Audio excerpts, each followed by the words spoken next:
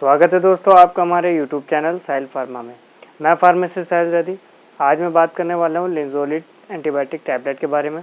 लिंजोलिड tablet के क्या use होते हैं, इसके डोज क्या होते हैं, इसके कॉन्ट्राइंडिकेशंस क्या होते हैं, ये टैबलेट कब लेनी चाहिए, इस वीडियो में हम डिटेल में आपको बताने वाले हैं। तो वीडियो को एंड तक देखें। अगर आप मेरे चैनल पर नए हैं, अगर आपने मेरे चैनल को अभी तक सब्सक्राइब नहीं किया है तो चैनल को ज़रूर सब्सक्राइब कर लें। तो चलिए वीडियो को स्टार्ट करते हैं और जानते हैं लिंजोलिड टैबलेट के बारे में। तो दोस्तों लिंजोलिड टैबलेट जो होती है ये एक एंटीबायोटिक मेडिसिन होती है। लिंजोलिड टैबलेट वेरियस बैक्टीरियल इन्फेक्शन, जब हमारी बॉडी में कोई हार्मफुल बैक्टीरिया के ज़रिए जो इन्फेक्शंस हो जाते हैं उससे ये हमें रिलीफ दिलाती है, उसमें इसका यूज़ किया जाता है। ये ऑक्साजोलिडिन क्लास की ड्रग होती है। इसका जो यूज़ किया जाता है जब हमारे बॉडी में कोई भी एंटीबायोटिक काम नहीं करती है और रेजिस्टेंस कर जाती है, तब इस एंटीबायोटिक को डॉक्टर चलाते हैं और इसको प्रेस्क्राइब करते हैं।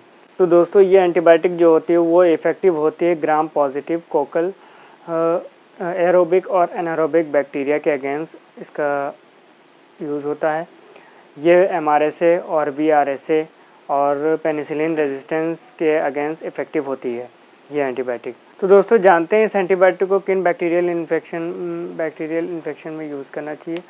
तो ये स्ट्रेप्टोकोकस पायोजेंस में इसका यूज़ होता है, स्टेफाइलोकोकस विरिडेंस में इसका यूज़ होता है, माइकोबैक्टीरियम ट्यूबरकुलोसिस में इसका यूज़ किया जाता है, स्ट्रेप्टोकोकस निमोनिया में इसका यूज़ किया जाता है, लिस्टीरिया और क्लोस्ट्रीडियम बैक्टीरियल फ्रैगलिस में इसका यूज़ किया जाता है। तो दोस्तों जानते हैं लिंजोलिड टैबलेट के यूजेस के बारे में। तो इसका जो यूज़ किया जाता है वो ब्रोंकाइटिस में इसका यूज़ किया जाता है, लंग्स इन्फेक्शन हमारे अगर लंग्स में कोई इन्फेक्शन हो जाता है तो उसमें इसका यूज़ किया जाता है, निमोनिया में इसका यूज़ किया जाता है, गोनोरिया में इसका यूज़ किया जाता है, इन्फेक्शन जब हो जाता है हमारे कान में कहीं तो उसमें इसका यूज़ किया जाता है, और थ्रोट में इन्फेक्शन हो जाता है, गले में कोई इन्फेक्शन हो जाता है तो उसमें इसका यूज़ किया जाता है, यूरिनरी ट्रैक इन्फेक्शन अगर किसी के हो जाता है पेशेंट के तो उसमें इसको चलाया जाता है, और बोन जॉइंट और सॉफ्ट टिश्यू में जब कोई इन्फेक्शन हो जाता है तो इस एंटीबायोटिक को वहाँ डॉक्टर प्रेस्क्राइब करते हैं।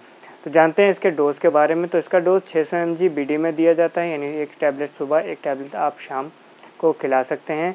ये इसका जो डोज फॉर्म होता है ये ओरल भी आप टैबलेट में भी आता है, IV रूट से भी ये एंटीबायोटिक दी जाती है। इसका जो मैक्सिमम डोज होता है 1.2 ग्राम प्रति 1 डे में इसको दिया जाता है।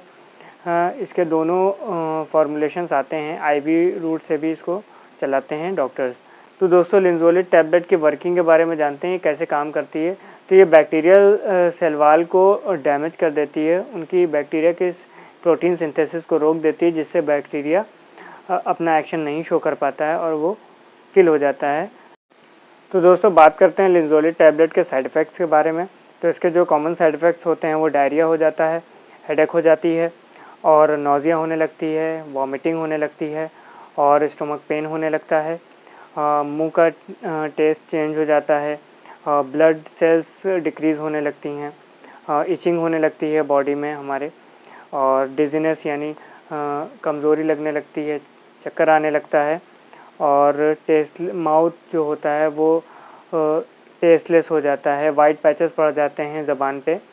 तो ये सब इसके side effect common side effect हैं। और वेजाइना एरिया पे इरिटेशन, बर्निंग सेंसेशन होने लगता है, इचिंग होने लगती है, और कलर जो होता है टंग का वो चेंज हो जाता है, टेस्ट चेंज हो जाता है। ये सब इसके कॉमन साइड इफ़ेक्ट हैं।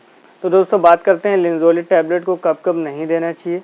तो इसको जब एलर्जी होती है एंटीबायोटिक से तो इस टैबलेट को नहीं देना चाहिए। जब डायरिया होता है क्लॉस्ट्रीडियम से तो इस टैबलेट को नहीं चलाना चाहिए।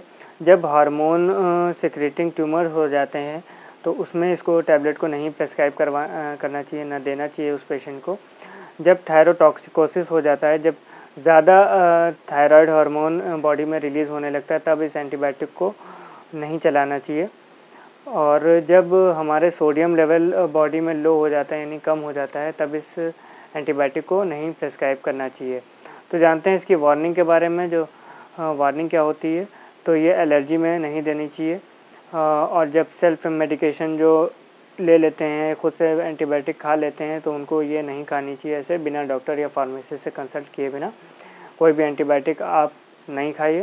तो साथियों, आप लोग को हमारी वीडियो में इस एंटीबायोटिक से रिलेटेड कंप्लीट नॉलेज मिली होगी, तो चैनल को सपोर्ट करें। Thanks for watching Sahil pharma.